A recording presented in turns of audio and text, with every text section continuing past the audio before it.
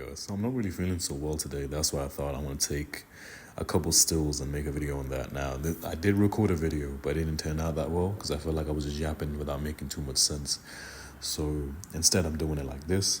So the first thing I suggest to you guys is if you're going to go into Swift mode and you want to do endless mode, the first thing I suggest is make sure you have your spirit tech fully completed. Now, I feel like if you've been playing from day one, that's not really going to be a problem for you. You already got this maxed. But if you are just starting, my suggestion is get this finished first and then jump into Swift mode. So now there are a few buffs in there that you don't really need, but it is what it is. I do suggest you get this finished. Now, from this point forward is where your strategizing begins. Now, when it gets to this point, when you just started, it's going to let you pick 50 points or technical support. You want to go for the middle one. You want to pick a secret at random. Now, the thing here is you want to try to get a purple attack boosting type buff right here. The reason for that is those are the type of buffs you want to get as many as possible, because when you get down to upgrading them, they're going to give you an additional either 12%, or if it's purple, it's going to be, I think, 35%, and if it's a gold attack type of buff, it's going to give you 45%, and you want to get as many of those upgrades as possible. Now, the first time around, like it happened to me, I didn't get the most ideal ones. So instead, I quit, I abandoned it, I restarted. There's no drawback, there's no penalty for doing this. So you can do this as many times as possible.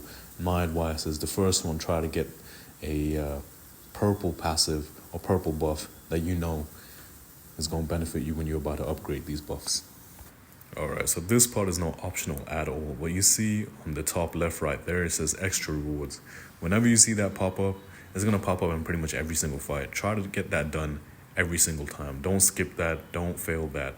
If you do fail that, you might as well just restart, because the thing is, if you do that, it's going to give you extra selection rewards at the end. So extra selection buffs, which obviously you're going to need to make sure you're strong enough to do endless mode. So try to do these whenever possible. Some of them can be super annoying because of RNG. So say stuff like perfect dodging or perfect countering.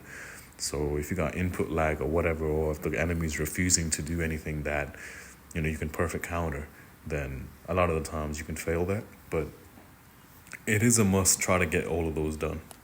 Now, all your strategies and all your planning leads up to this stage right here, which is the upgrade stage. Now, as you can see, if I was to upgrade that passive right there, all my characters are going to deal 45% more damage. Now, you can get this in blue, you can get this in purple, and of course you can get this in gold. Gold is the best. You can get 45% in gold and 35% in purple and 12% in blue. So that's why you want to get these as many as possible, because then when you get into endless mode, your characters are going to be just dealing that much more damage. Now, the more you miss out, the weaker your characters are going to be, and that's not really ideal as you climb the stages. The second thing I'll say is save those blue points, because obviously you use those to upgrade. So a lot of the time, if your RNG is bad, it's going to force your hand and you're going to end up refreshing, trying to get the right passives to show and appear. Now, if you're having kind of real bad luck and RNG isn't on your side, it's okay, then quit the whole thing and restart again. Because the thing is, it's better to waste a couple minutes than it is to waste an endless attempt. That's a lot more effort than starting from scratch in just the basic Swift mode. Having said that, that pretty much covers everything. Now, to give you a realistic idea of how far you can get if you're in a situation like me, which is like I have 0 limited characters. So in my case, I know I can cross stage floor number 10 quite easily. That's not where the issue is. But then from that point forward, I believe is where we're going to see a lot of resistance, especially stage 14, because that's where you fight Tosin. Tosin can be quite annoying. So realistically, you're looking at stage 10 easily, but to reach stage 20, you're going to have to do a lot. RNG's got to be on your side, and you're in for a tough fight. Now, if you're pay to win and you have like all these limited characters properly built up, etc., in your case, on the other hand, the only limitation you have is the time that's available to you, because I feel like you can quite easily, with this exact setup, you can quite easily get up to level stage 30, stage 40 easily, and anything above that is obviously depending on how much time you have and how much you're willing to, put up with how annoying the enemies are. Because realistically, both of the free-to-play players and the pay-to-play players are realistically going to be dealing with the time limit more than the actual enemies themselves. So, but I feel like that's about accurate, that's about realistic of what you can expect. So anyway, guys, if you do end up doing this before I do it, then let me know how you get on.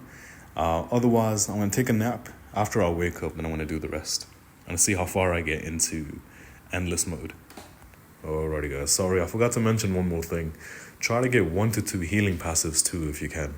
Because after stage 10 in endless mode, the enemies start to hit kind of hard. And depending on the characters you're using, you will need healing. So definitely try to get 1 or 2 healing passives too.